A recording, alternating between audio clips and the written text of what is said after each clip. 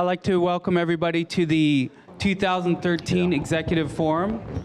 My name is Sean Burke. I'm the CFO of Stephen S. Weiss Temple here in Los Angeles. And I'm going to play host for the next couple of hours. Today we have just a truly awesome panel. Our theme today is going to be reality to law to management in dealing with cybercrime and related issues. We have with us today, we have Bill Lewis, who's the Assistant Director of the FBI here in Los Angeles. We have next to him, we have Stan Stahl, who's the President of the ISSA-LA in Los Angeles. And we also have next to him, we have Michael Gold, who is a partner with Jeffrey Mangels, Butler, and Mitchell. And next to Michael, we have James Aquilina. He's Executive Manager, Director with Stroh's Friesberg. Start, James. Okay. So a quick agenda. We're going to do a quick video on hacking that was put together by my CISO at Stephen S. Weiss Temple, along with our webmaster, just to really demonstrate how easy it is to steal passwords these days and phishing attacks. Followed up by each one of our panelists is going to give a 10-minute brief introduction, and then we're going to follow by just an open panel discussion. So with that, I want to first just go ahead and demonstrate this video. Again, this was done by the CISO of the Stephen S. Weiss Temple, and just kind of start out how it was done is this is your typical email that we've all gotten. It looks like it comes from a legitimate bank. Says that, you know, we're sorry to hear that you're having kind of password issues. Please log on. And from there, it's very easy to go ahead and steal your password. So just as a little bit of a setup, we'll go ahead and play it. Hello, this is David Lamb. I'm the Vice President for the Los Angeles ISSA, and I wanted to show you a project we've been working on to show you just how easy it is to steal your password and get into your systems. This is a website that my webmaster and I put together in about 15 or 20 minutes. We opened an account at a famous web hosting solution. We got an email and a domain that's called resetmypassword.org. It's a legitimate domain, and you're going to see this in our demo in just a second. You can see it looks pretty good. So we're going to start out by going to my mail program. We're going to send David Hackme a note. We're going to say, you know, we found a problem with your password. We want you to reset it. I'm just going to cut and paste that URL, the web address here. And I've even put in to make it credible, please don't reply with your password to this email. It's not secure. So I'm going to send that off to David Hackme. I'm going to go grab David Hackme's account, and I'm going to get that reset. Here it is. David's reading, you know, in the regular email. Looks very official. Call me with any questions. I'm going to click on resetmypassword.org, and I'm going to go, oh, this looks good. I'm going to reset my password. And then when I'm in there, I'm going to type in my username. I'm going to type in my password. I'm going to submit that request. Notice that there's an error right here. That there was something wrong with the password, and obviously this website cannot log in and change your password, and it doesn't want to. It just wanted to steal that. So it's gonna, and even gives you a nice email address that will actually go through. So then I'm going to come over here and grab that email, and I'm going to go get into David's mail account, whether that's Yahoo or even your Outlook that you're hosting. There's the email address. There's the password. I'm going to sign on in. And lo and behold, here I am in mail. Let's go take a look what's going on. Is there anything that's useful? Oh, sure enough, some confidential information, or your broker, or many, many other ways to do you harm. So pay attention to the stuff you're about to learn, because you are at risk and you can be more safe. Thanks for your attention. I want to introduce our first panelist, Bill Lewis. He's the Assistant Director of the FBI. He's head of the Los Angeles division. And I would consider him, he's going to be our 10,000-foot guy. He's going to tell us the real-world experiences and trying to combat cybercrime. Some of his notables in his past is he was a supervisory special agent in Atlanta in September 1997. In his responsibilities include the management of the 1996 Centennial Olympic Park bombing.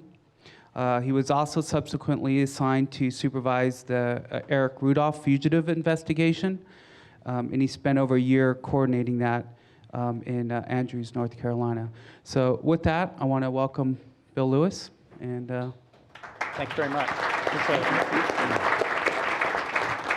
So good morning. It's finally good to talk to a crowd that still remembers the '96 Olympic Park bombing.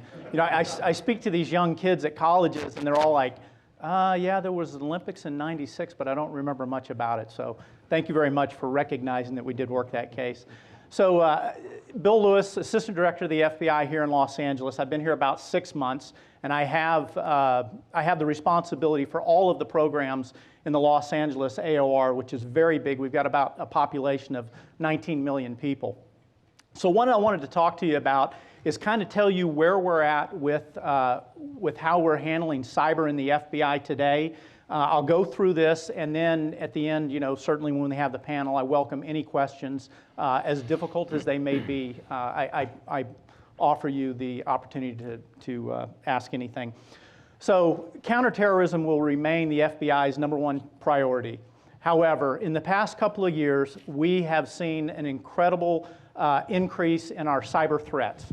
So we have refocused a lot of our attention into that because it transcends all of our programs, be it our criminal program with our hackers and the folks that are trying to get in and get our information, to child pornography. So when one of my previous assignments was in Baghdad, Iraq. I was the FBI's representative there.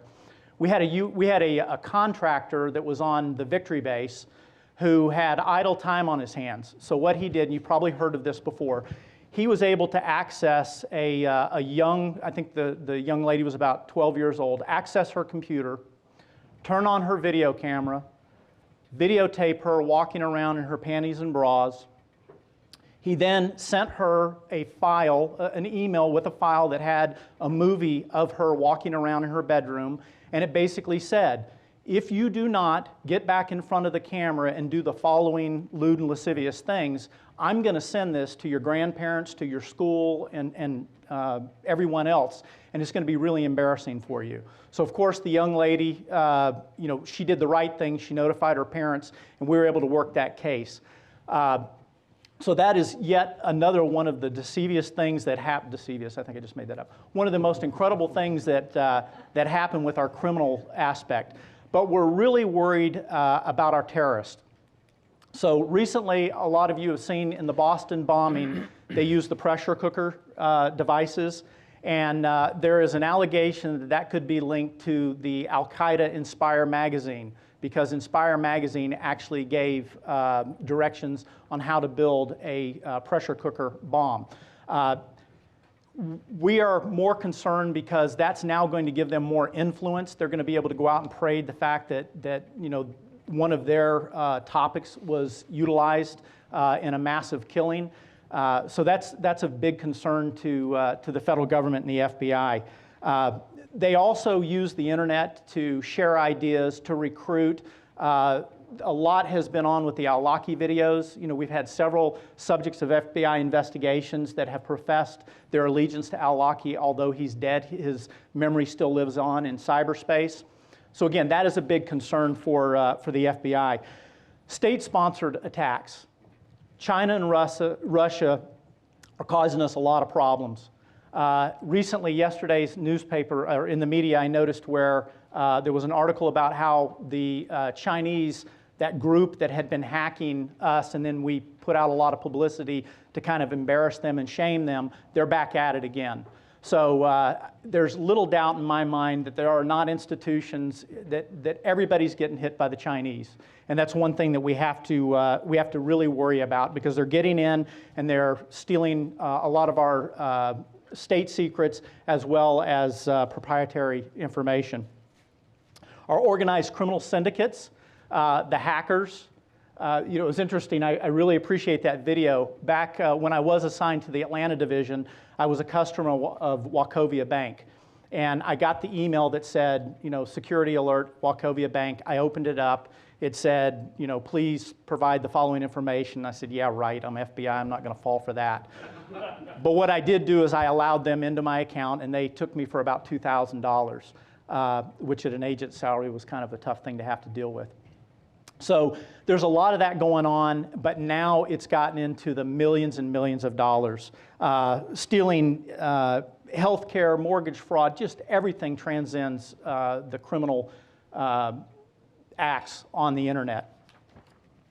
The hackers, as I said, getting into the websites. The other thing of concern is the hacktivist, the anonymous. I did pull out, and I know a lot of you probably saw this in the paper, where this one group, and I apologize, the Lussec. So over in London, they just sentenced 4 of them for hacking, and it just shows you that they're out there. They're always looking for us. I know I was involved. I got here in time to be involved in the Christopher Dorner investigation. So if we have people that are not from the LA area, this was a former LAPD officer who was fired and then came back out and started killing police officers.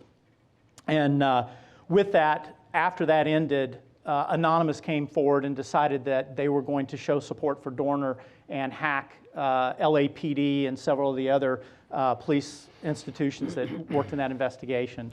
So that's another group that we have to spend a lot of time on figuring out what they're doing and actually where they're going. The insider threat.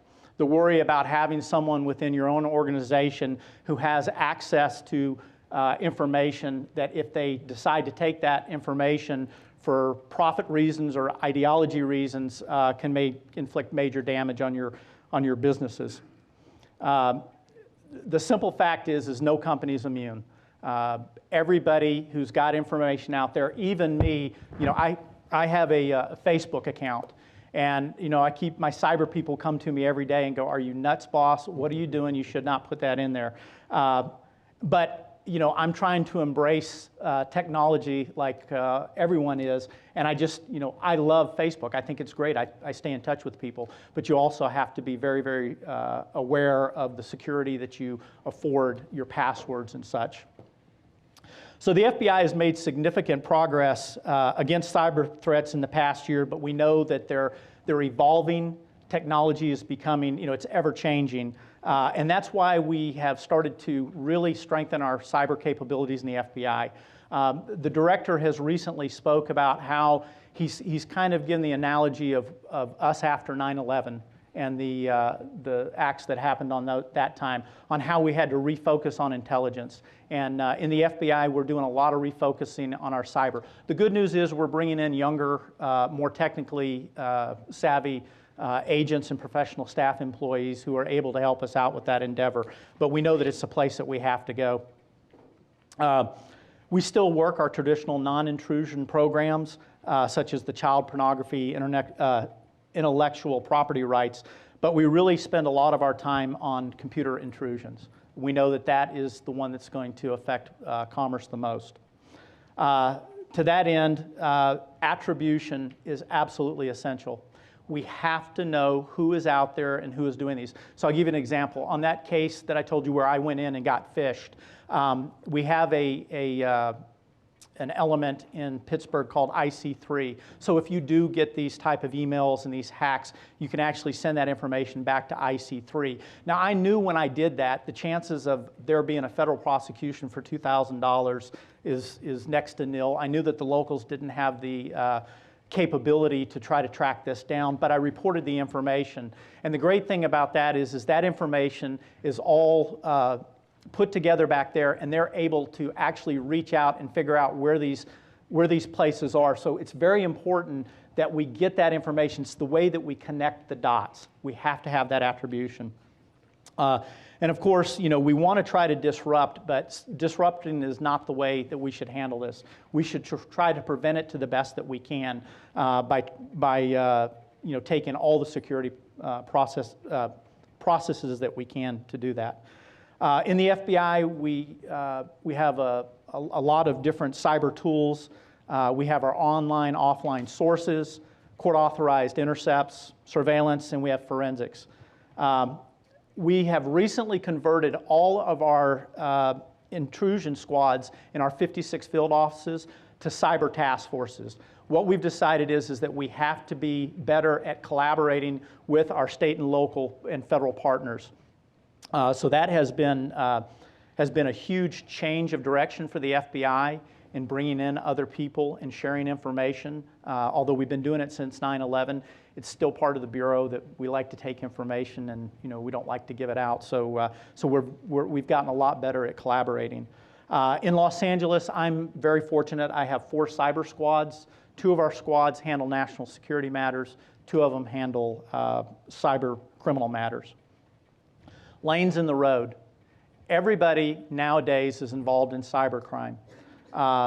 And back at a national level, they're trying the best they can to make sure that we have lanes in the road. So to that end, the defensive posture of cybersecurity, to that we have DHS. DHS is doing a lot of critical infrastructure protection. So if you guys haven't been contacted by DHS, you will be contacted by DHS because they are trying to make sure that we protect our networks and coordinate mitigation and recovery whenever there is a cyber intrusion. NSA has a responsibility of tracking cyber threats that are emanating from overseas, trying to make sure that they give us the attribution so that we can then take the investigation to the realm that it needs to go. And then that brings us into the FBI. And the FBI, again, as I said, we're very fortunate. I'm very fortunate in Los Angeles. We have incredible working relationships. So many of you may have heard of the Electronics Crime Task Force. That's a task force that the Secret Service runs. We're one of the only FBI field divisions that actually has agents assigned to that task force. So it's a collaborative effort. We know that there's so much work out there. There's no reason for us to try to pull it in and have it in our sandbox. We all need to cooperate, and it's been very, very productive. Our partnerships are another thing that are very important. The private sector, you guys, are important partners to us. I know that there's a perception that the FBI only cares about prosecution. I think we've changed from that. It's all about disruption and prevention. And I hope later, as we get into the panel discussion, I can hear some of the fears or concerns in sharing information with the FBI. Because we've learned from our terrorism investigations that we have to use whatever legal means necessary to disrupt or thwart a particular threat. And that's something that we take very seriously. We also, from a national perspective, back at FBI headquarters or in Washington, D.C., have a joint task force, the National Cybercrime Joint Task Force, which brings together 19 federal law enforcement, military, and intelligence partners. And it's more to coordinate the investigations and to share the information.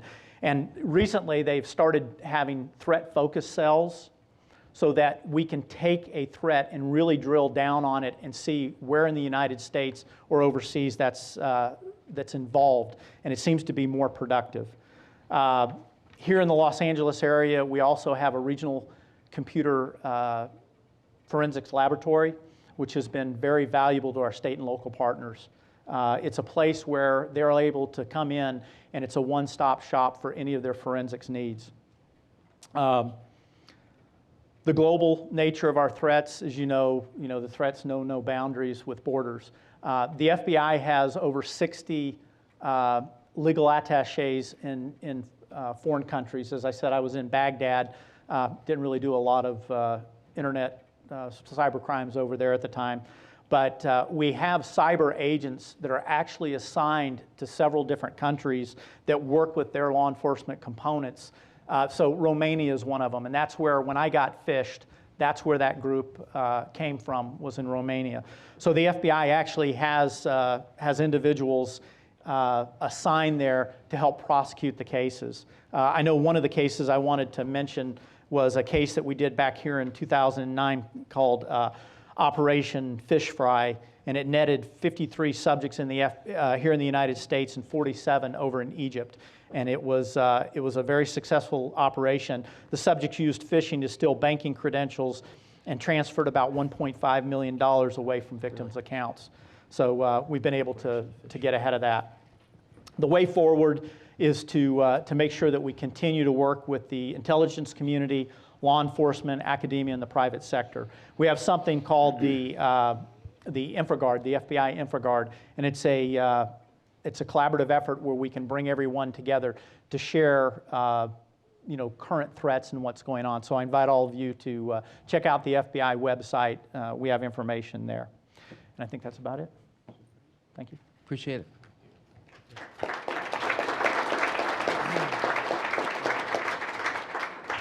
Okay, our next panelist, and I'll get it right this time, James, sorry about that. James Aquilina, he's the Executive Managing Director of Stroz Friedberg. He serves as part of the executive management team, and he leads the firm's digital forensic practices and oversees Los Angeles and San Francisco and Seattle offices. And he has supervised numerous digital forensic activities, internet investigations, and electronic discovery assignments for government agencies, major law firms, and other corporations. He also currently serves on the honorary council as an honorary council member on cyber law issues for the International Council of E-Commerce Consultants. And prior to joining Stroz Friedberg, Mr. Aquilina was an assistant U.S. attorney in the criminal division of the U.S. Attorney's Office for the Central District of California, where he most recently served in the cyber and intellectual property crime section. So again, I want to welcome James. Thank you.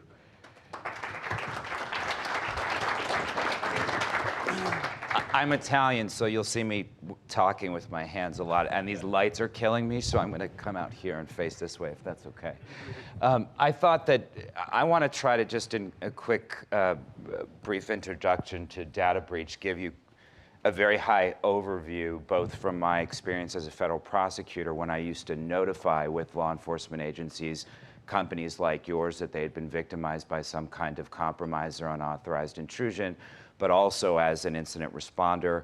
And one of the first questions on day one is always from some high-level person, right? And they're saying, what happened? Who did it? What was stolen? And how did this happen? And ultimately, who dropped the ball, right? The IT folks at your companies are often in this very awkward position where they struggle to get attention and resources to be able to do their jobs. Often they are imbued with responsibility to take on the security function when they are not security specialists. And suddenly the Bureau comes in and notifies you that there's a state-sponsored actor in your environment, or your IT person notices that some process is running on a server at a colo in the UK, and none of those with administrator access are responsible for it. So what do you do? Often the response is kind of multifold. This is the IT guy. So look, there's various pieces. You need coordination between your IT folks if you have the security function, security, legal, HR is often involved, and then from an external standpoint, particularly when you are at a company that has some kind of obligation to protect information, state, regulatory, and others, and you'll hear more about this from Michael and the other panelists, you need outside counsel typically, and then often when it's an intrusion that is wide-reaching, firms like ours that provide incident response services and have proprietary tools to handle incident response are involved. And then the big question is whether and when to involve law enforcement. It's so often that victims are afraid because of reputational harm, they're afraid of business interference, they are afraid of undue attention to the event to make the referral, but there are all kinds of very good reasons to make the referral, including under certain state breach notification statutes, you have additional time to make disclosures. There's an exception for law enforcement involvement. So that's something that you'll hear about today as well. So what are the considerations? From an incident response standpoint, the focus is, as I said, who's the actor? What have they done? How long have they been in the environment? and what have they taken, and what's the evidence? What are the crumbs that the attacker has left behind that can inform your investigation? Quickly, mitigation or remediation are considerations, right? Do you contain? Do you keep the vulnerability or the vector of attack open to allow real-time monitoring going forward to collect additional evidence, sometimes tough decisions? And finally, disclosure obligations. Look, many of you have information that's protected. It's either protected by a state statute, federal law, or you have obligations to your board, to your shareholders, to your employees. And so navigating those disclosure obligations and making very careful decisions about notification is a big part of incident response.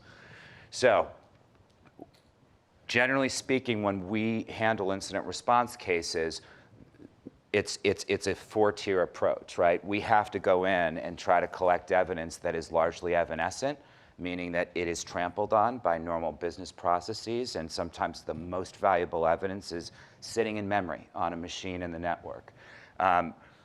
Again, mitigation or allow the vector of attack to be unplugged so that through IDS or some other technology you have running on your system, you can continue to collect evidence of the attacker's movement within your network. Risky, but sometimes incredibly valuable. Who are the players? Who knows what? In the example I gave you where the process is running on the server in the UK, understanding and interviewing those that had admin access to that server, what that server was used for, and the way in which they used their administrative credentials on the network was actually really important to identify the universe of assets and systems against which we'd scan for evidence of what I call indicators of compromise. And finally, existing policies and procedures with respect to this type of response and with respect to security in the environment are something that prove ultimately important as you make a disclosure to your insurance carrier and a coverage decision is made, for example, about whether the incident is covered by the policy. I talk fast, I'm sorry. Investigative methodology. So often it includes a number of things. We have tools to be able to monitor the network real time, to do scanning across the environment for the crumbs. That's the host-based analysis.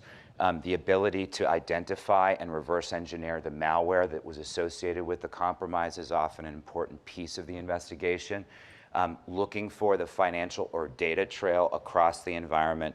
And finally, the importance of interviews for those that use the system is often very, very important to be comprehensive in your approach. Here are some typical investigative results. This is 90% of the time, this is what we encounter. The attacker has been in the environment for a very long time. The attacker has followed upon the vector gaining unauthorized access, there is a period of reconnaissance where the attacker is trying to escalate permissions, navigate to other areas of ultimately what is shockingly a flat network, right? An unsegmented network. They might, for example, compromise the Apache environment for the website that's facing externally, but as a result of keys being placed in the wrong area or the escalation of privileges, they've now navigated to other parts of the environment, the file server, the Exchange server, sometimes even the SAP environment. Was the company targeted?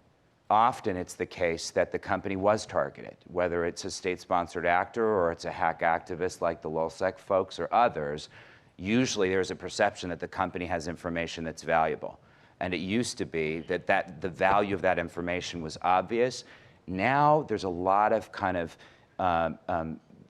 companies are victimized for example, information about the way that they're organized or information about their customers. You know, for competitors overseas in particular that are trying to compete with US businesses, breaking into a professional services firm, for example, and seeing what their deliverables look like and who their clients are is now valuable information to the attacker, and companies are targeted for the exfiltration of that kind of information.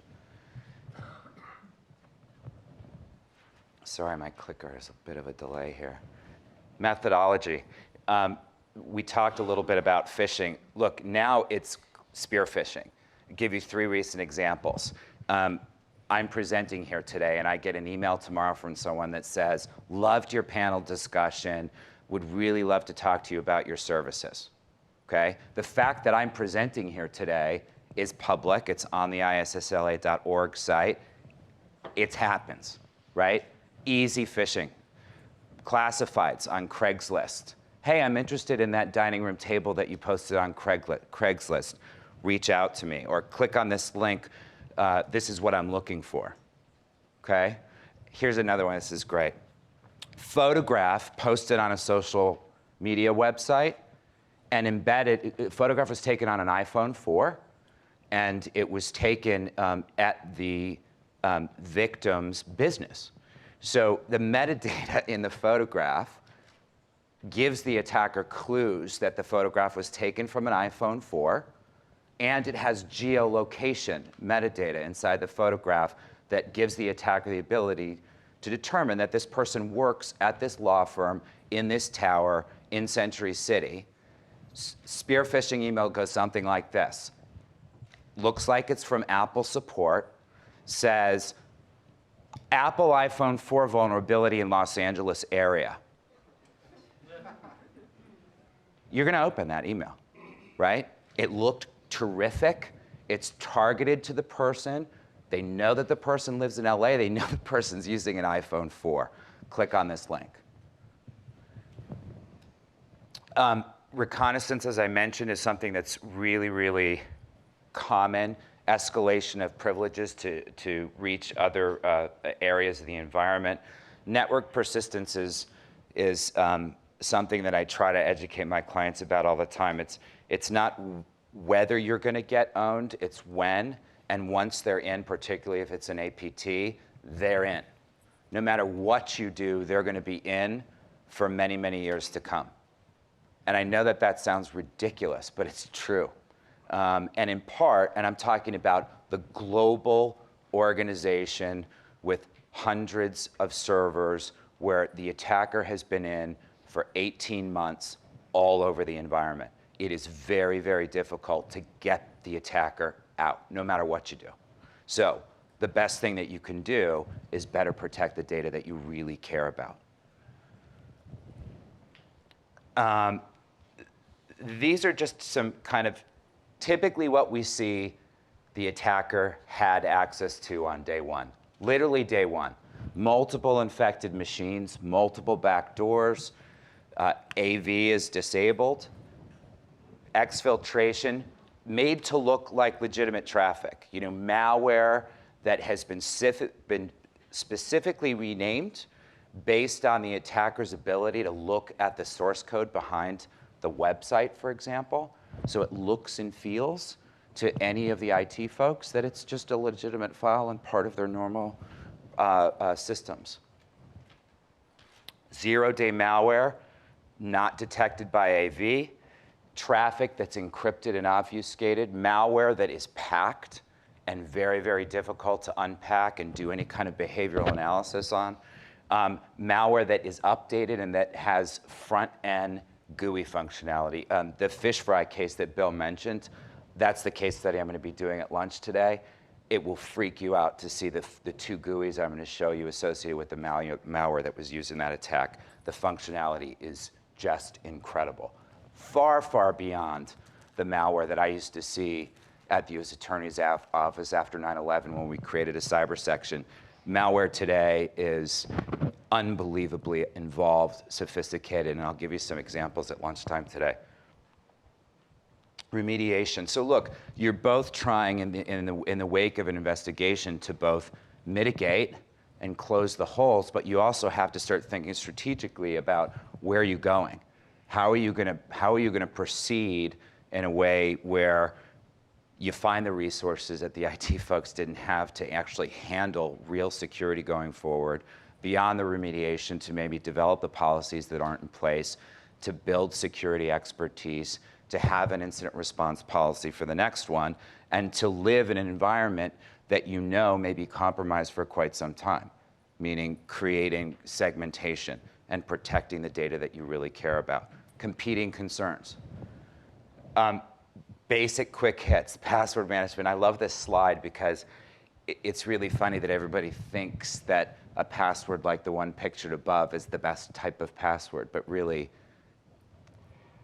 the second example, from a time it takes to figure it out, a lot longer. Basic remediation measures that we often recommend that do not exist when we are called in to handle an incident response fall into these buckets. I'd say password management, account management, and limiting external access. You've all read in the press over the past year about the misuse of MD5 hashing, the lack of salting. You would not believe the passwords that we see in these environments. These are sophisticated companies, publicly traded Fortune 50 companies, and because they're executives, right, the CEO is using his wife's or his kid's name as the password. He's got local admin access. He's got escalated permissions in the environment because he's the CEO, right? Every time the IT guy gets the call from the CEO, he's freaking out and he's going to do whatever the CEO asks. Well, a week earlier, the CEO was interviewed by like Fortune or something, and he's talking about his wife Martha and his 3 kids, Emily, Charles. I mean, literally in 15 seconds, you can find lack of dual factor authentication for remote access, which the CEO has, right? You now research the guy, you can guess his password and you're in, and you're not just in, you've got like super user privileges because the IT guy doesn't want to say no. True story. That was the vector of attack. Account management. Look, everybody's busy. The companies are moving a mile a minute. No one wants to spend money on security. The IT folks are understaffed. They ask for resources. They say so many of them like literally show me the procurement document to get money for dual factor authentication, right? And instead they're using single factor and VPN.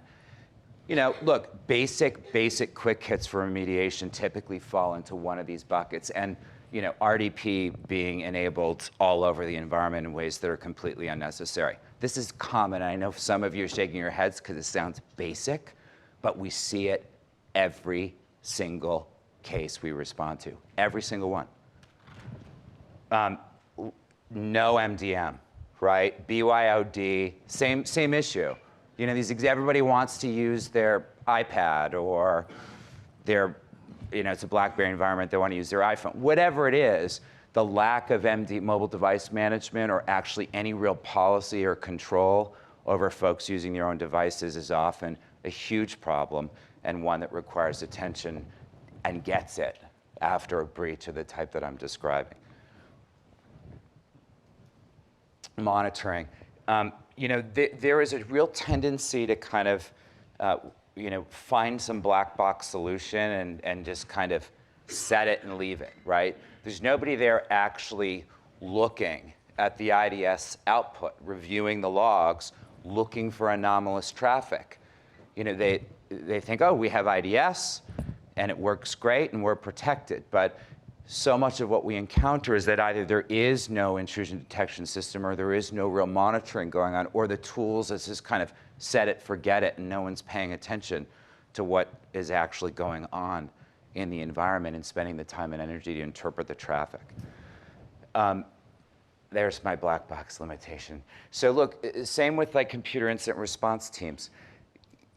It's one thing to say that you have it, but you need people in your environment who could actually identify malware and understand what malware is, understand the difference between a host-based investigation and a network-based investigation. One of the most significant strategic remediation goals, I would say, is corporate governance. I mean, the lack of corporate governance attention to security and the fact that so many companies rely on their IT folks to provide essentially security services without the resources and expertise is a real problem. Making sure that authentication is better, typically than it is, having a remote access strategy, there being just general security awareness campaigns given the spearfishing and whaling environment that we are in right now, and actually having real segmentation in the network are basic strategic remediation goals, and the use of encryption both for communications and for data that is stored.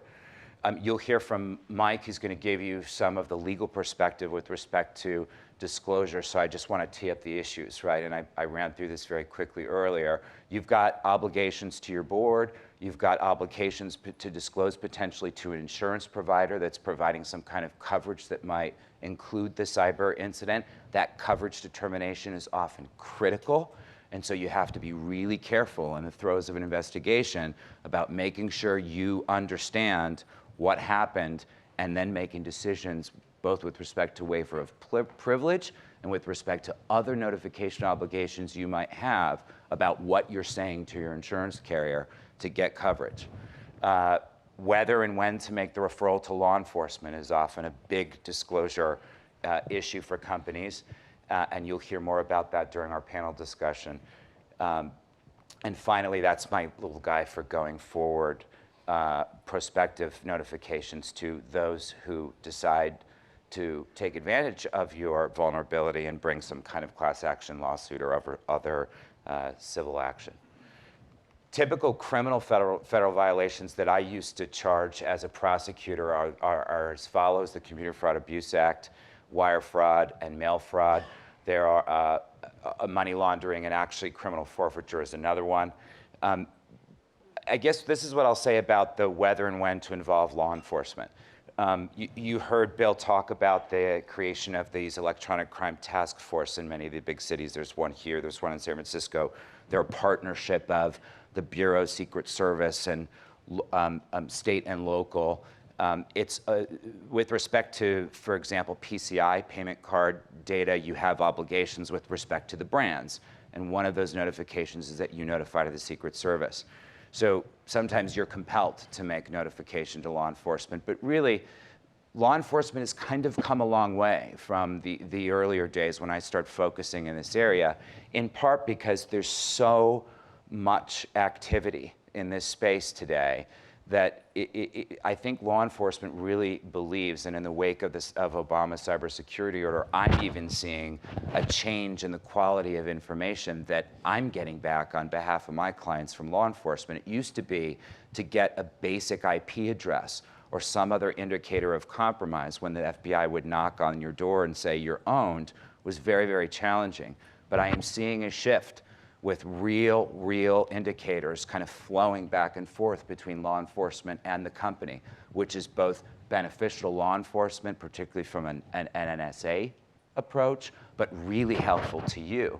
As you are scanning your environment and you are doing the incident response investigation, sometimes the name of a piece of malware or known IP addresses or host mask information or whatever it is could be incredibly valuable to your investigation. So I think the landscape has really changed. I think that the importance of a referral to law enforcement is becoming a lot more clear to people, and I think that people, particularly victim companies, are feeling less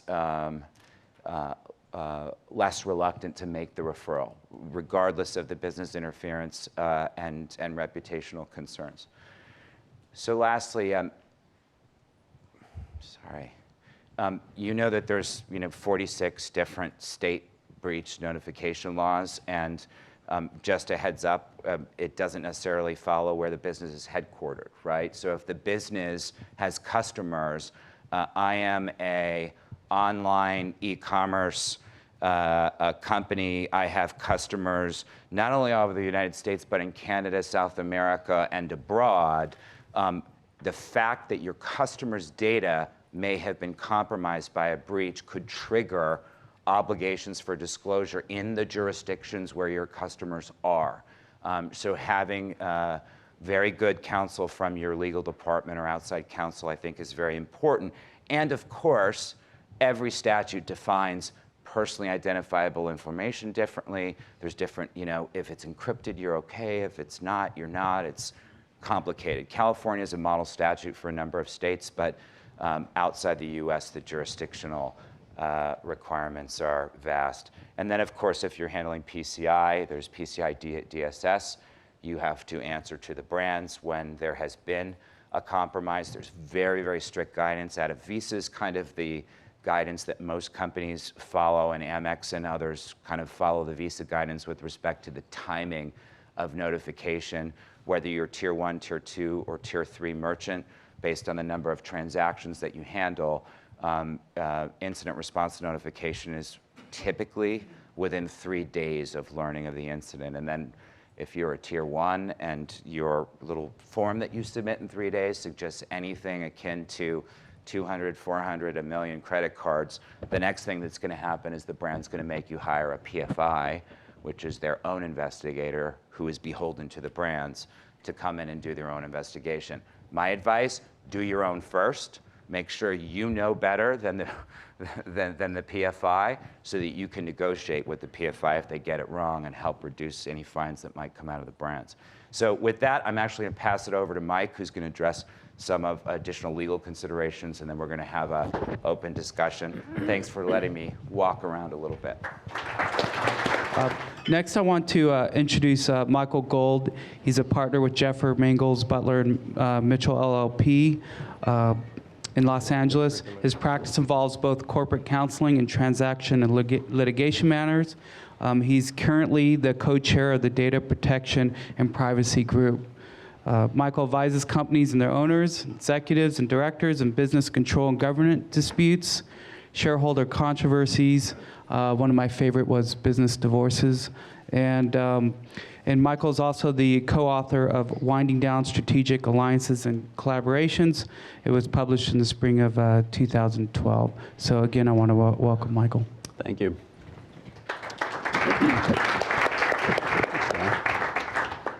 So when Stan Stahl asked me to speak about evolving legal obligations in the realm of cybersecurity, I quickly began thinking about all the things I could say about the new HIPAA high-tech rules, Sarbanes-Oxley, Dodd-Frank, PCI DSS. Stan, any other acronyms?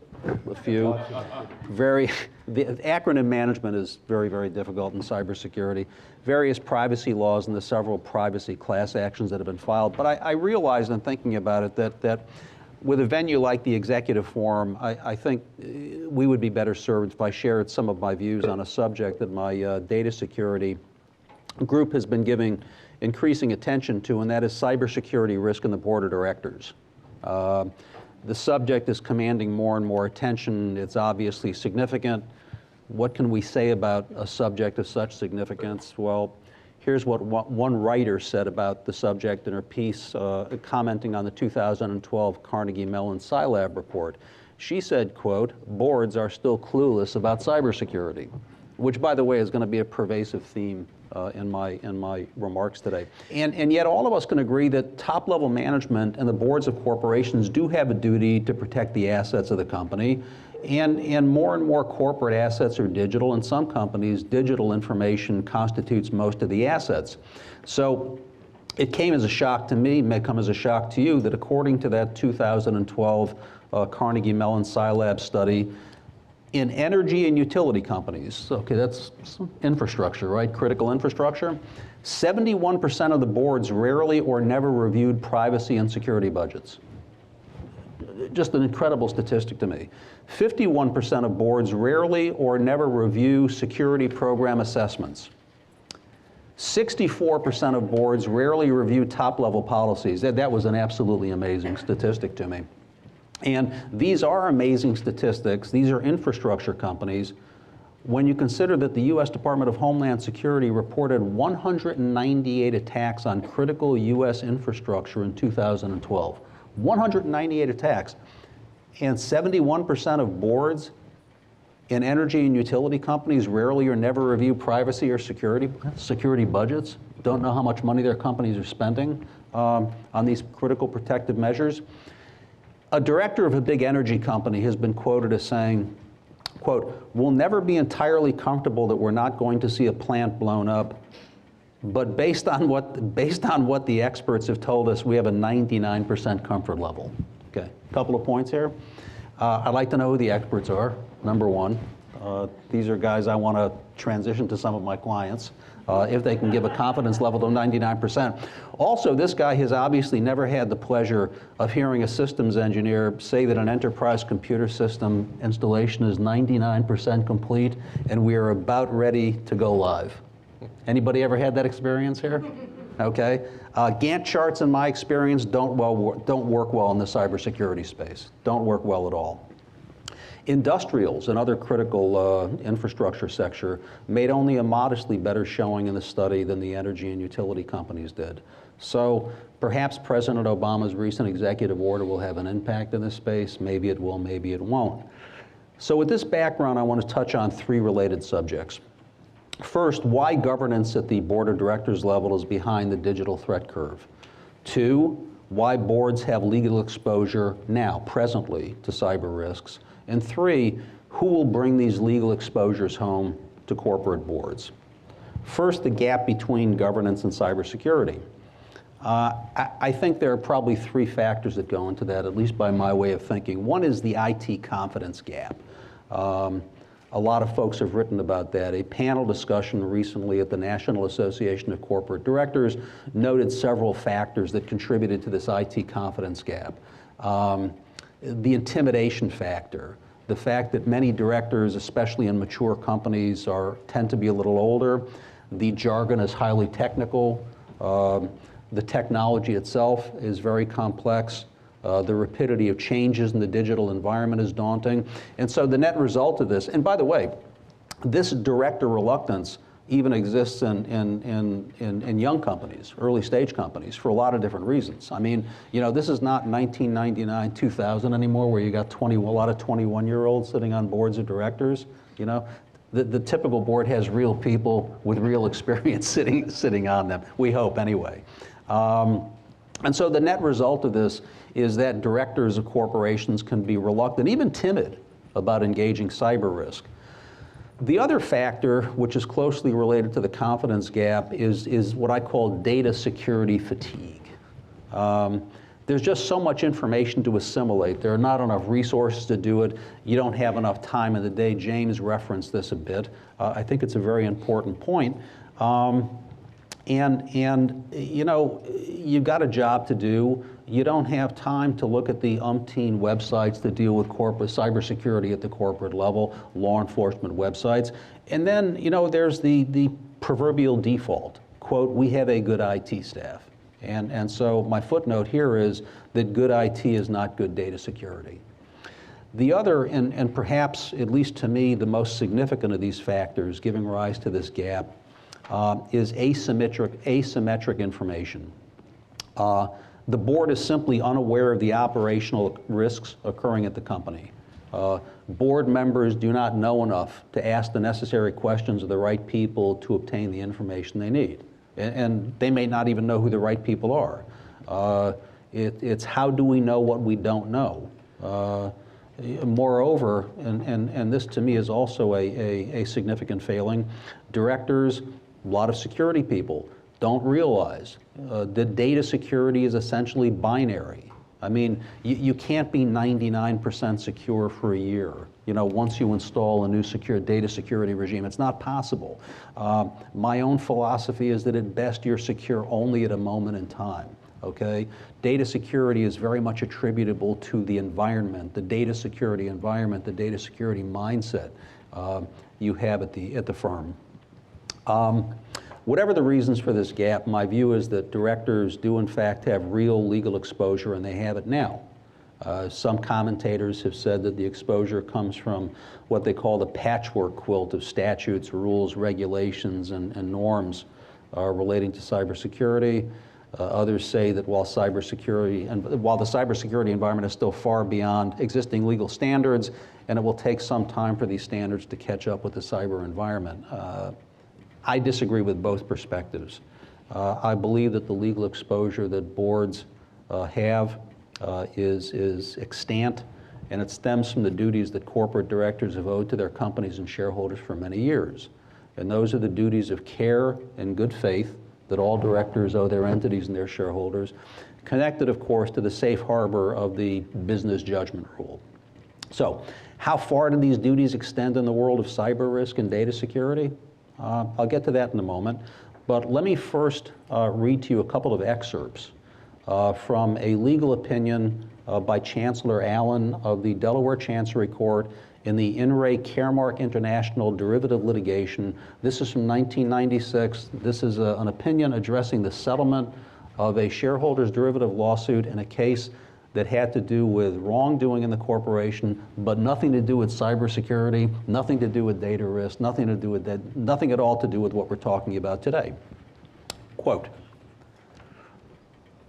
"But it is important that the board exercise a good faith judgment that the corporation's information and reporting system is in concept and design adequate to assure the board that appropriate information will come to its attention in a timely manner as a matter of ordinary operation so that it may satisfy its responsibility."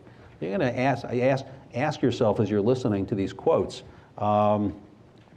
whether these observations could play a role in a court's consideration of a board's liability in 2013 for a significant data breach and its consequences. Here's my favorite quote in the opinion.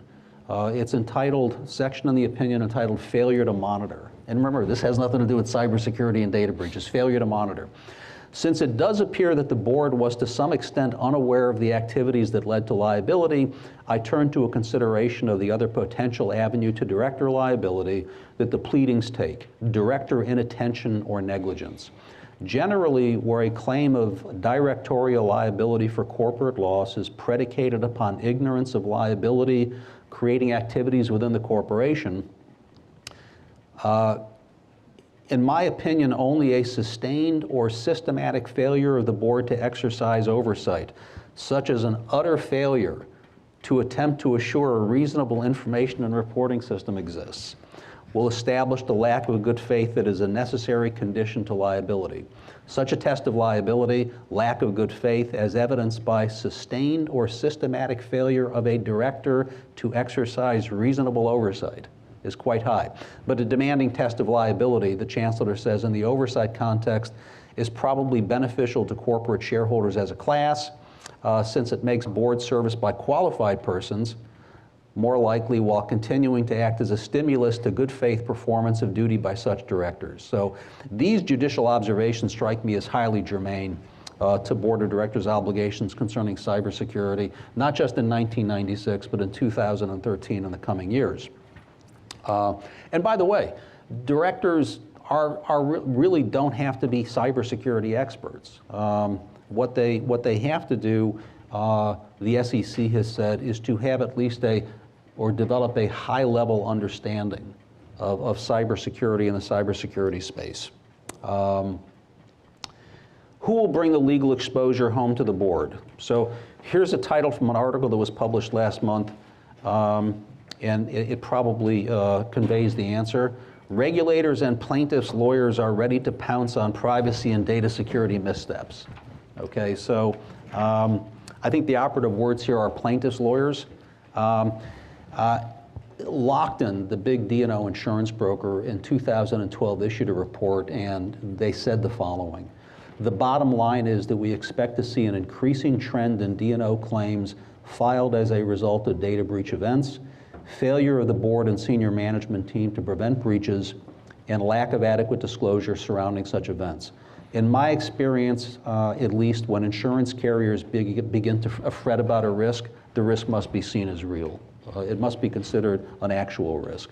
So one bellwether critique of corporate America from the financial meltdown of 2008 and 2009 is that corporate profits were privatized, but the risks and the losses were socialized. I'm not so sure that's going to be the case with cyber risk at the corporate level. I think that the survivors in the world of corporate cyber risk will be those that close the cybersecurity gap before it's time for a government bailout. Super. Thank you. Thank you.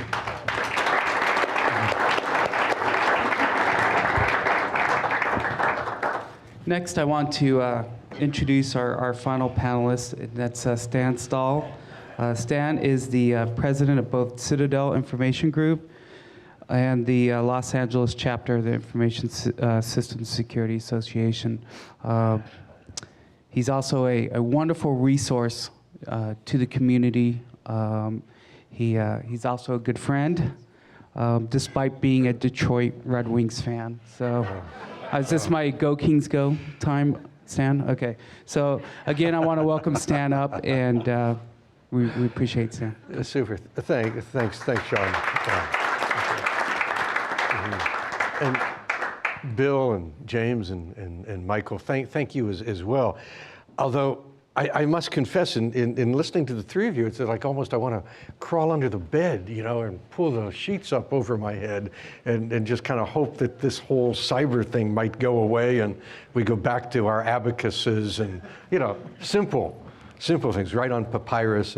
But we're not going back. We can't go back. We've got to deal with this.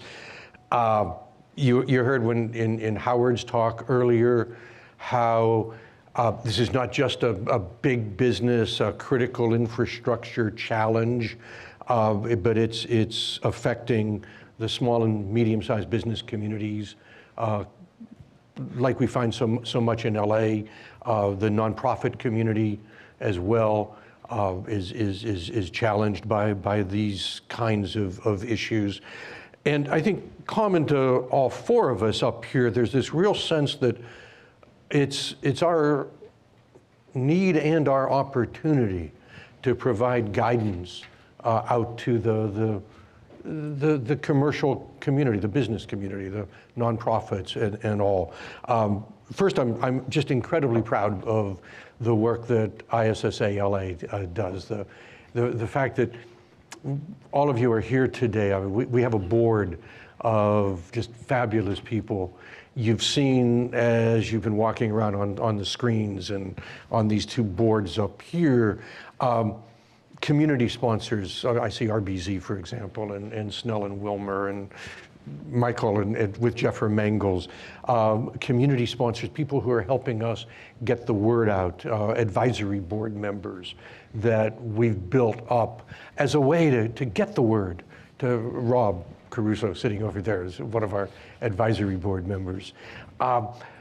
It takes the village, and we talk about this a lot because it's absolutely fundamentally true that no matter what Bill does, you can't protect the small business who doesn't take the steps to protect him or herself, And the same, we're going to see lawsuits, Michael. I mean, we've already seen several. There was a lawsuit against LinkedIn by a class action suit after the passwords. They went through the password attack. Speaking of unsalted passwords, I mean, this is like such a simple little piece of a solution, and a company the size of LinkedIn failed to implement it, and they got sued. The real challenge to me is both this community challenge and then the challenge of each and every organization that has sensitive information of us, the community, or sensitive information of its own or of its stockholders, its shareholders, and all. Some of the things that we are doing as a chapter, over at both these tables, I see bankers.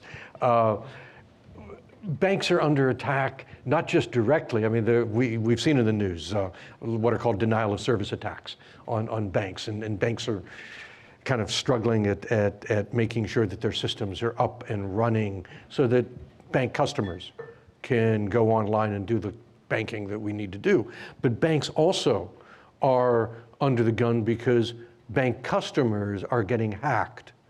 And those hacks are then being used, as I talked about earlier, to go to the bank online with legitimate credentials that have been stolen from legitimate businesses, even going through the computers in the business so that from the bank's point of view, it sees an IP address, and the IP address is the IP address of the customer, like it always is, but it's not the customer.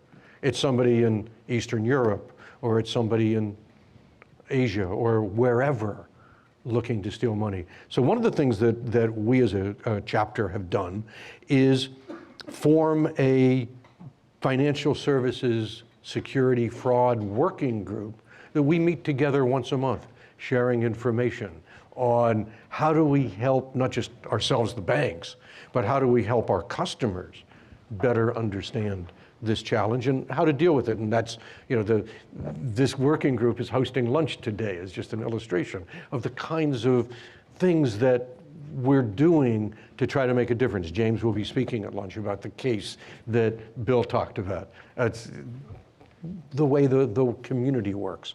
David Lamb, our vice president, has run a chief information security officers working group for 5 years now. That group meets quarterly. Yesterday we had another meeting of our CFO working group. If you're a CFO, if you're even better than that, if you're responsible for managing the people who manage the IT infrastructure or who manage security, so you're not doing it, but you're managing the people who do it. That's our CFO working group is for you. We decided yesterday that instead of meeting quarterly, we're going to meet every other month. So 6 times a year as well. And of course, we've got today's summit. We have chapter meetings regularly. On the table out there is a handout, 2 of them actually, one on basic strategy and tactics, which I'm going to talk about, and the other on online bank fraud, which we'll talk about at lunch. But on the back is just an illustration of some of the things that our chapter is doing, whether it's helping to protect businesses now, whether it's working both with our universities and colleges, but also with LAUSD to help grow this next generation of security experts that we need. I see some people here from USC, and of course James Hicks from LA Southwest College is on our board. So those are some of the things we're doing. All of which gets me though to the thing that ultimately every one of you in your homes or in your organizations need to be doing as well, which is staying safe, staying secure. The examples, James, that you used of, simple phishing attacks. Simple from the cyber criminal's perspective, but not so easily noticeable by the victims. Our company was involved in one of these bank fraud cases where a person in the payroll department of this organization, big organization, and she, like so many others, are in Facebook, and using your example, somebody had first done reconnaissance on the company, knew who they were going to attack as the most likely victim, did a Facebook analysis, saw that person's, where did she go to junior high school? She got an email at work that was, we're planning your junior high school reunion. Click on this link for more information. She clicked the link. Downloaded a program called Zeus. Zeus is a well-known online banking Trojan. Oh, but wait a minute, what about antivirus software? Didn't they have that? Yes, 60% of all Zeus attacks get through antivirus software. Okay? One of the mythologies you all need to walk away from here with is that your antivirus software doesn't protect you like you think it does. It's the attacks we see coming in, an analysis, and not just, oh, this is my opinion, but this was an analysis done by the University of Alabama at Birmingham, that most of the dominant email attacks go right past your antivirus engines. They don't catch it. So that's, as I say, one of the mythologies to just be aware of. So what do? You're a small and medium-sized business. You're Stephen S. Wise Temple, for example, or whoever, right?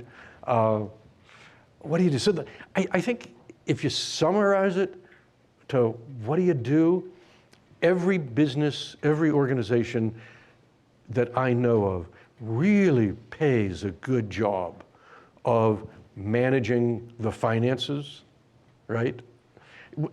We've learned over the years, you go back to the Middle Ages to double entry bookkeeping, right? Already begins to tell us so much more than what you could know from just single entry, just write it down and hope it works. But we know, check, balance the registry, reconcile it, once a month when you get your bank account. We know to have dual control. The person in a company who writes checks is not the same as the person who reconciles the accounts. We know how to do those things. We know how to set up a chart of accounts. We know how to treat rigorously the financial management of an organization. We also know how to treat rigorously the supply chain, the operations. You know, if you're a manufacturer, you keep track of what's your work in progress, what's your inventory, when are your suppliers sending you such and such and so and so, what are the things coming in from sales, when do we have to ship? All of that stuff is kind of standard operating procedure if you're a manufacturer. We have got to make cybersecurity management, information security, that same rigorous, proactively managed part of our organization as we make finance and operations and all the other critical functions that we've learned to do. There's one exception though, and it's vital, it's critical to all of this. You can some ways look at, let's say, the finance operation as a standalone silo. Okay, if, for example, you're a partner in a law firm. What you really care about from a finance perspective is, okay, are your clients getting invoiced? Is the money coming in? And are you getting your draw or your pay or whatever it is? All the details that go on, really that's kind of under the hood. The finance people, they take care of that for you. In security, it's not that way. In security, everybody has got to play a role in it. Yes, there are the experts, and you need them, as we've all talked about, but we, the experts, can only do so much. The IT people can only do so much. When that email comes in to the person in payroll, and she clicks on that link and the antivirus software doesn't protect it, that ought to be a wake-up call that we have got to do a better job in making sure that that payroll person knows how to be sensitive to these email attacks that are coming in. Because if she's not sensitive to it, if the CEO isn't sensitive to the possible risk to the company through his family information on Facebook, yeah. If the receptionist isn't sensitive when the phone call comes in from the hacker who says, hey, I work in your IT department and we're having some problems with your password. Can I have your password? She's got to be sensitive to say, no way. Everybody's got to play a role in here. It's not the silo like ops is or like finance might be or whatever. This is everybody in our organization. That implies several things have to happen. You've got to have policies in place because policies are the starting point of helping people know what to do and also helping make sure if we follow our policies, that we're going to comply with the laws that we have to comply with, that should there be an incident, we know how to handle it because that's all addressed in policies and standards. You got to know where your sensitive information is. Oftentimes, our company will walk into an organization and we'll start talking about where's your sensitive information, and it's scattered all over the company, and nobody has a clue where it all is. There's not, okay, well, yeah, this lives on a laptop, and the reason it's on a laptop is because of A, B, C, and D, and oh yes, we have mitigating controls, we've got the laptop encrypted. I mean, that's the kind of thinking that you need to bring to bear to security. Obviously, we got to train and educate personnel, vital. But it's not just training and educating. The stories of social engineering. Training is great, but what we really want to do is get the feeling into our gut when we see this email. It's, training is kind of, if you will, superficial. Culture change, much deeper than that. It's ultimately culture change that we need in our organizations. And the final of the four, and they're on the handout that's out there, is this idea of managing the IT infrastructure, not just from a performance point of view, because IT has to perform, systems have to be there when people need them, but IT also has to be managed from that security point of view. That's part of what you said, that's part of James, your point, and ultimately, if you're not managing the IT from a security point of view, and it comes to a lawsuit against the directors, and nobody's helped them understand any of this stuff, that's a whole other piece of this. I'm basically going to stop here to open it up to questions. On that same sheet are 10 information security tactics. I want you to add an 11th. Take out that piece of paper if you picked one up and write on it. Encrypt. Howard mentioned it at his talk, and I don't have it on this list. Make that 11 tactics. Encrypt always in transit, virtual private networks, SSL on your internet browser, things like that. But also when you can, encrypt at rest. Laptops for sure, encrypt at rest. I mean, Michael and I know companies that can't encrypt the crown jewels. It's just, the technology is not available in their particular situations. But that ought to be the one-off. That ought not to be the common. The common starting point is we're going to encrypt it unless we can't, as opposed to, well, let's not even think about it. So I'm going to stop there. I'm going to open this up to questions because I want to hear from the three of you more than I want to hear my own voice. So thank you all, and thank you, and please, questions.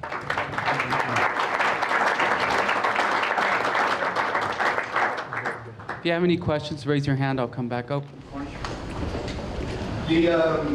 Dr. Stahl, as you alluded to the department under the hood, finance, supply chain, whatever, one of the toughest problems in selling the concept of cybersecurity importance to a small business owner is the absence of capacity to measure risk and reward, which happens in every other department. Why? Because the risk is so fuzzy and intangible, and because the cost of implementation and monitoring is almost indeterminable. It is very, very difficult to pin it down to a point where particularly a private company business owner is willing to say, okay, I will take X percentage of my resources and allocate it and so forth. And you and I run into this head on. Can't there be some better way, and I don't know what it is, of saying, yes, for a business your size, for a business your spread, or whatever, this should be a $10,000 or $100,000 or whatever dollar decision to protect it that they can then quantify in risk reward.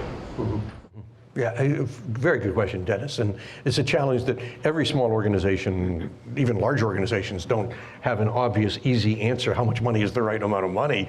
In part because you can throw money at a problem and absolutely get very, very little back, or you can put that money in strategically and get a lot back. I think, just if you will, look at a couple of facts. One, the idea that it's not going to happen to me. James certainly shoots that down, as do the statistics, that 20 to 30% of this challenge is small and medium-sized business. The other thing, I'm going to go back to something that was said last year. Alan Paller from the SANS Institute was our keynote speaker last year.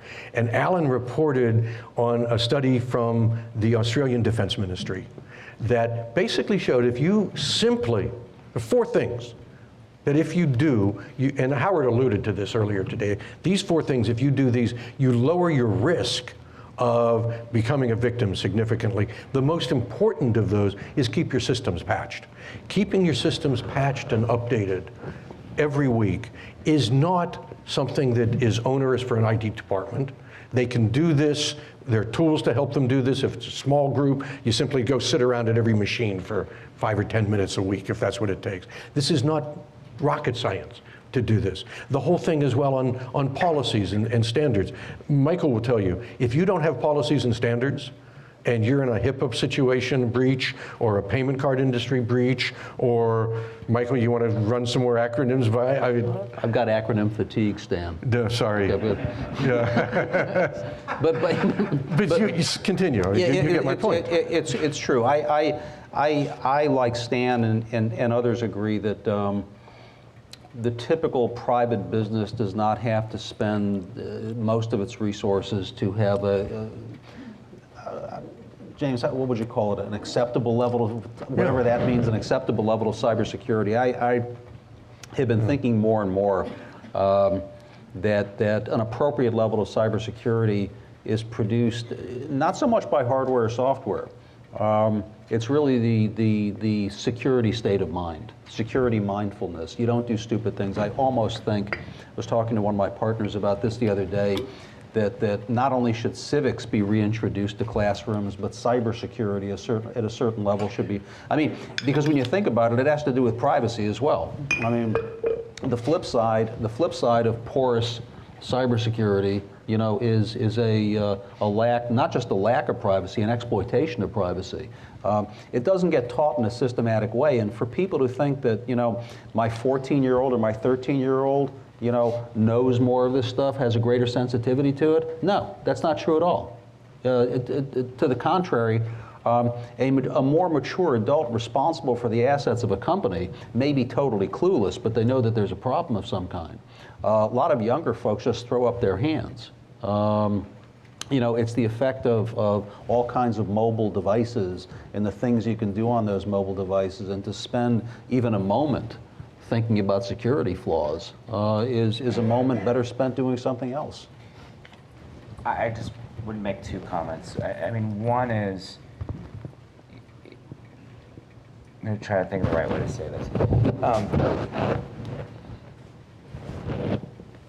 Attackers are getting smarter, and they're getting far more thoughtful about companies that they target. Let's take the law firm example. Law firms typically store client information. It's not that hard for anybody to kind of appreciate the fact that a law firm is going to have a lot of information relating to a number of their clients that is likely confidential or sensitive. When most people think about the law firm and they think about all the John Grisham novels and the films that came from it, they think about the file room where there are Redwells and old federal reporters on the wall. The reality is that law firms are becoming, and other professional services firms are becoming, targets. And the reason that they're becoming targets is because they are an example of kind of traditional reluctance to think about security around information. In the same way that the small business, this is heartbreaking, I'm just finishing an investigation of a small Silicon Valley, growing fast and furiously, successful, taking business away from a major player out there. And they get owned as a result of a PHP exploit that certain others had published 7 months ago on one stupid little piece of functionality on their front-end website. And one IT guy had left the private key for encryption for some of their data sitting on the wrong server and forgot to move it. This company, from a cost standpoint, the gentleman in the back, they're having to pay for the investigation, their lawyers, a communications firm to handle disclosures to their members, their patrons, their customers, their employees, regulators. The brands are dispatching their person. I mean, from a risk standpoint, and I sat with these officials and the company, and they're like, we're privately held. We don't have PE money behind us. It's disastrous for them. It's disastrous for them. I use both the small firm and the law firm as examples of businesses that are becoming fodder for very, very sophisticated people. And guess what? The malware is like almost idiot-proof at this point. Like, you can be a really basic, young, newbie hacker kid, and there are places on the net where you can learn and understand unbelievably robust functionality, like GUIs. Like literally a graphical user interface that, and you'll see this at lunch, that gives somebody who's not a terribly sophisticated attacker the ability to net into other servers, to run exploits. I mean, basically the threat has gotten here because the exploit has become almost idiot-proof. He's right, by the way. If any of your company systems allow you to get onto some of these black websites, okay, and mine won't, I can't do it. I've got to use somebody else's machine to look at the stuff. It's like going to a high-end department store. It's that easy to acquire this stuff, to buy it with stolen credit cards, of course. But for those of you who've seen these dashboards, we take the following credit cards, okay? Credit cards are stolen. It tells you what you can buy on a wholesale basis, but worse yet, with the increasing sophistication of this malware, people are now able to get instruction. And by the way, you don't need that much instruction. These new species of malware are sophisticated, you'll be talking about this a little, beyond belief. Absolutely beyond belief. And the attacker in this particular environment, we found a README text file, and it read something like this, literally. It said, if you are reading, and then kind of broken non-native English, English is not the first language of the author, and it reads something like this. If you're reading this, you know you have security problem, but no worries, your data is safe, nothing money can't take care of. Literally left on one of the servers. Wow. And this company found out about the exploit because they got an email that said to all of the officers of the company, that said something like, you have a small security problem. I have a bunch of your data, but don't worry, hire me and I'll help you fix it. I'm seeing more and more and more of this. And look, I don't mean to pick on the law firm, but how many lawyers do you know? And I graduated law school in 1994 from Berkeley, so I'm beating my own kind here. But how many lawyers do you know that walk around with like the yellow pad, right? They're still using the yellow pad. That makes that industry perceived as a target for attackers who can very, very quickly get up to speed about how to avail of exploits and vulnerabilities that have been published, that are known, but companies aren't really paying attention to. So it's almost like a recipe for a very unsophisticated young person to go after a law firm because they know that the law firm has information that belongs to their clients that's sensitive. They know that law firms, the perception, the public perception of law firms is that they're not particularly sophisticated and the from data, an electronic standpoint. That's right. The data structures are very predictable in law firms. And here's something about law firms and accounting firms. So put on the one side the client of the law firm and the accounting firm. Those are the people who can't find their property records. They can't find their security statements. Who has the client's records in the most organized form, the most easily accessible form? It's the law firm and the accounting firm. And so for a long time, neither law firms nor accounting firms had been viewed as real fodder for these folks, these intruders. But I guess fairly recently, really over the last couple of years, an epiphany of some kind has occurred. People realize that they contain wealths of information, relatively predictable system structures, not highly segmented, and some pretty credulous people. I mean, in the typical law firm and accounting firm, you don't have gumshoes walking around all the time, looking for wrongdoers, looking for the midnight downloader, if you've heard of that character. Mm-hmm. Yeah. Bill, what are some of the things that the FBI and law enforcement can do to your point? I mean, this stuff's out there on the internet, the cyber criminals that goes into a chat room and buys this stuff with stolen credit cards. I would think you're doing some kind of surveillance and you monitor that. What do you find? I can't comment on that, no. typical FBI response, right? Yes. So yeah, we are constantly doing monitoring, and that's where this collaboration is very, very important. Even though it may be embarrassing for people to come forward to the FBI, it's imperative that they report this information. We do not, we protect privacy as best we can. I know recently I had someone come up to me, and I don't have a very strong cyber background, but he came up and he said, I keep getting this message saying that there is child pornography on my computer, and that I need to pay this pen pal account, $5,000, and they're going to give me something that'll take it off.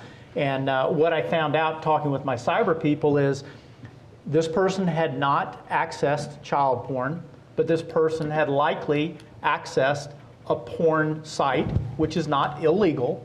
However, it then becomes embarrassing for that person who had status in the community, and then they feel embarrassed to come forward to us to report the information. So that and again, it's all about that attribution. We need to know about this so we can start to put this together, because it's going to be someone overseas that's responsible for this. Mm-hmm. And again, our collaborative efforts here in the United States and overseas with our law enforcement partners allows us to help ferret some of this stuff out. So back to your point, Dennis, your original question. So after hearing all of this as a piece of the answer, if you will, keep in mind something else that Howard said in his keynote address, that not only are 20 to 30% of the victims these small businesses, but 60% of them are out of business within 6 months of that becoming an attack. So, I mean, I put it back to the business owner at this point. We all know technology adoption curves. Some of us are early adopters, some of us are going to be laggards. If we truly believe in a free economy as well, some of us are going to make it and some of us won't. I think just the reality is cybercrime is going to call the herd. And for those companies who don't get it, they're not the ones sitting in this room. I would love them in this room, but we can only protect those of us who are willing to protect ourselves ultimately. Yeah, I mean, to me, the message I get from you guys, one of the fundamental messages is that there are some very rudimentary things people could do to protect themselves. And one of the things we really haven't talked a lot about here is insurance, which I continue to encounter confusion, ignorance, exasperation. And then you talk to the client about it. That's dealing with the brokers and the agents, okay? There are more and more some sophisticated agents and brokers out there. The folks you buy your homeowner's insurance from, they are not the right people to have that discussion with. It can be extremely expensive. It's not always expensive. There are some modest levels of coverage that are not enormously expensive. But it's actually amazing to me that when you have the number of people in this country who do business online, who do banking online, I talked to my homeowner's insurance agent about this, and we'll get back to you. So what do you encounter, if at all? Is this a mitigation technique that big, small companies take? I actually think that there, the availability and the kind of density of cyber insurance policies has actually come a fairly long way. In my experience, I think there's a couple things. One is that often companies are not, when they get the policy, they're not paying attention to coverage terms and definitions as closely perhaps as they should. Policy limits really are affected by things that, especially when there's a breach, you just have to be really careful when you are the victim of an attack in making sure that you very quickly and early consult your policy and understand what the coverage requirements are, because in many ways, depending on your ability to pay, that coverage, the coverage definitions are really going to inform and perhaps shape and limit what you can do in response to an incident. Did you have your hand up, sir? I did. Yeah. So in Europe and in other countries, data privacy is a big deal, a bigger deal. I was curious what we've seen for breaches and in the hacking world in Germany, Italy, and Switzerland, where data privacy is much more in the forefront. And what do you think? Do you think they serve as a better model for just individuals as far as privacy goes? And where do you see us heading in the U.S.? Boy, that question is huge. I mean, so let me just say my little piece, and then I'm kind of interested in what you guys have to say. Yes, privacy is viewed differently in Europe, and there's a reason for it. There's a reason for the kind of privacy laws, online privacy laws, for instance, data security laws that the European Union has, and that is because Europe continues to smart from the Nazis in World War II. Back in the 30s and 40s, the Nazis would acquire information about everybody and everything. And there was an enormous sensitivity that developed to that. And that, by the way, is one of the drivers behind the EU privacy directives and its various aspects. So yeah, it's a different regime, it's a different way of thinking about the issue. Here in the United States, sure, do we have privacy laws? We got a lot of privacy laws. But the California law, for instance, is a breach notification law. It's not kind of a normative, it's not a law that sets forth like normative behavior as to how you should conduct yourself to preserve privacy. It says if there's a breach and it's not encrypted, you got to tell people. Much larger investigation. It was an attack of a global company. But with respect to these assets in France, everything that we did had to be vetted by local counsel because data in certain countries is presumed to be commingled. In the US, it's a little bit different. We have banners at our splash screen when we're employees and we log in that say you have no expectation of privacy. The reverse is opposite in other jurisdictions, which means from an investigative standpoint, the extent to which you could actually image a desktop machine that belongs to an employee of a company that's based in the EU where these laws exist is fraught with all kinds of limitations. You may not be able to do the quality of investigation in France, for example, that you've been doing in the US because the company has certain avoidance and is getting guidance from its local counsel that, you know, hey, this brushes up against our privacy regulations, you can't do it. How does that affect someone at the hacker level? Because that culture's in place, does that change things? Have we seen it change things, or is it all pretty much We see more cyber crime. I really don't know. It's a good question. Yeah. Yeah. Yeah, I mean, I in the office, I mean, I thought you were going in a different direction, and I've never done an investigation of an EU national under EU national prescriptions, criminal or otherwise, but I have, to the extent that when we're prosecuting at the office, when we were prosecuting targets that were overseas, there is a real, beyond the MLAT, letters rogatory, this is all from an investigative standpoint, beyond the MLAT and the letter rogatory and the other kind of established international means to collect evidence overseas, there's some tremendous cooperation between many, many countries on the cybersecurity front where there's real information sharing, and to the extent that we facilitate in my consulting business, we facilitate, you know, referrals to law enforcement. We have also made referrals to foreign jurisdictions with respect to foreign actors who've been identified as the bad actor. And I'd say in the past 3 years in particular, the ability to be successful in foreign prosecutions is, well, most companies think, okay, this guy's in Estonia, he's in Russia, he's in Argentina, we're never going to get him.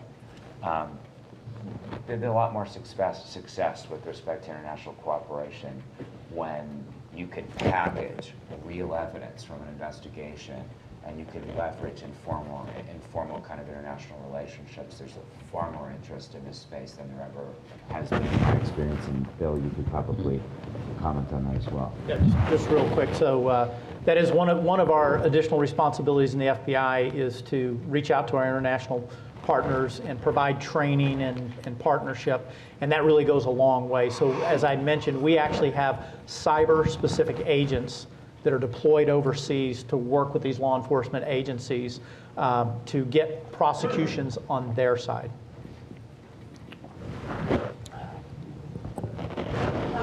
So Mr. Schmidt said in his presentation this morning, I am that person that has to manage the IT and the security. So I work for a real estate development firm, which actually gathers legal, accounting, tenant, business information. What are the steps for me to implement actual policies and procedures that can be followed? It's great to have them, but somebody's got to follow them. And then who do I call? I mean, what do I do to be proactive on this? Because it's very important. You know, we've got 4 people in the office. We have a lot of people that do remote. So I'm very concerned. We've got people around the state, the United States. What's your most valuable information in your business? Social Security number, probably. And do you store them local? Do you store them yourselves? We have them on documents, yes. A lot of documents. We don't encrypt. And the documents are sitting on a file server, essentially? The documents are on a server. You want to take this one? Yeah, this is This is actually, there's a very easy answer to your question. Yeah. There really is a very, Yeah. Yeah. Can you pass the mic to her so the rest of the folks can Yeah. hear?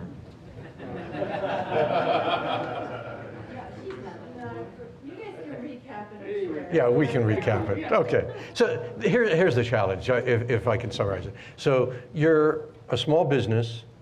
At the same time, you've got people all over the country, perhaps. You've got very sensitive information, starting with Social Security numbers, but it goes deeper than that. And you really want to know, where do I get started? How do I begin this process of making sure that our company is doing what it needs to, both from a protection perspective, how do we protect all this information, but then also from a compliance perspective. There's all these laws, breach disclosure laws and so on. As well, because And what? maintenance. Maintenance. Gentleman that's allegedly said all the fire. But I want to make sure. Yeah. I want to make sure he's doing the updates. And, I want to make sure all of this and how to implement a plan, a comprehensive plan. Yeah.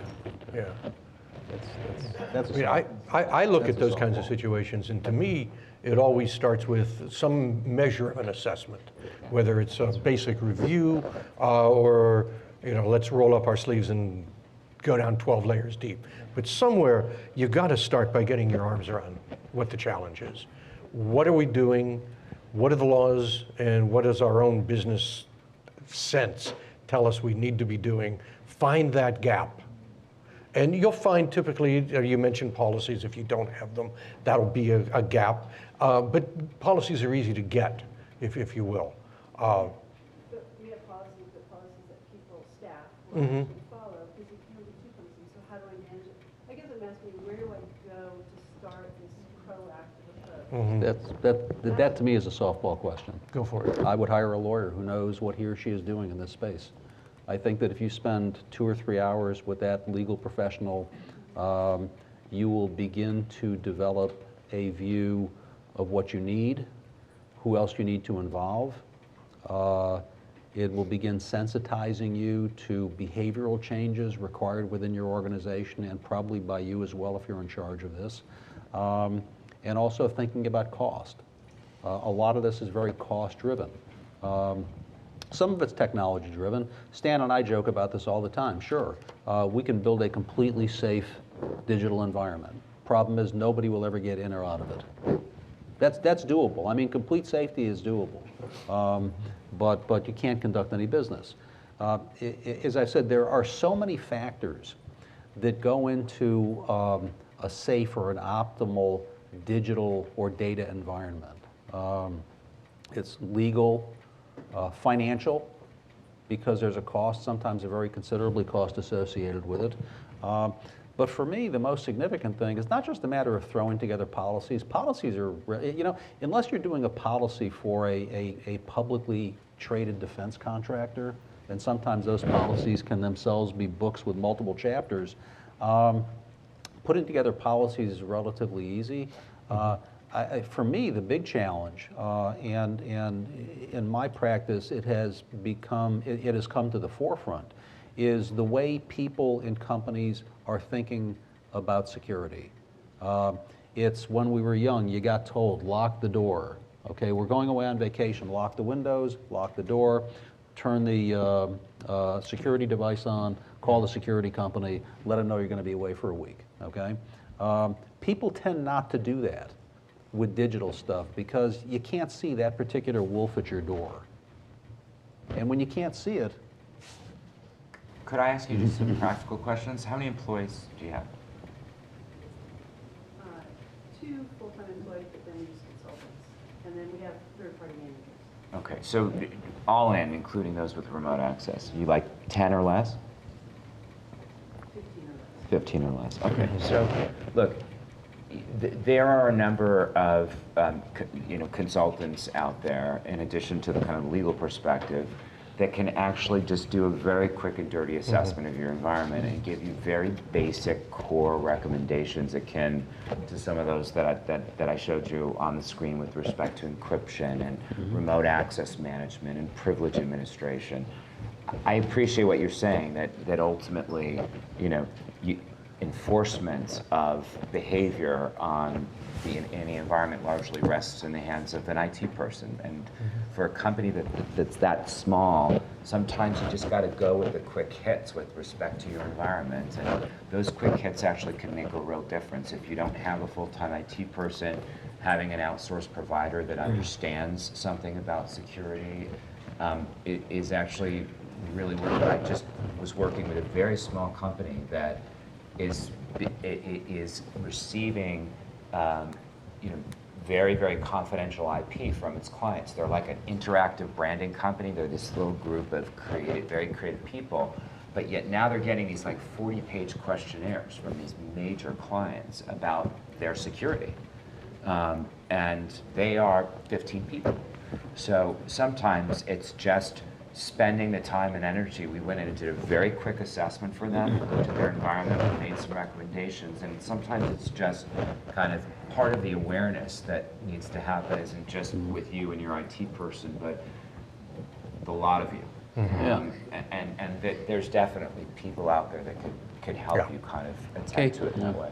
We have just real quickly time for one last question. Over here. Sure. Sort of the elephant in the room that most of us never want to talk about, especially for small and mid-sized business, where there's always more demands to pay for things than there is money to pay for them. That's right. One or two of you want to quantify the kind of cost that ends up hitting a company when one of these breaches occurs? So I'm beginning to get the sense out of this morning already that we all have an idea what it is, and that idea is nowhere near the magnitude of what it really is. Yeah. So,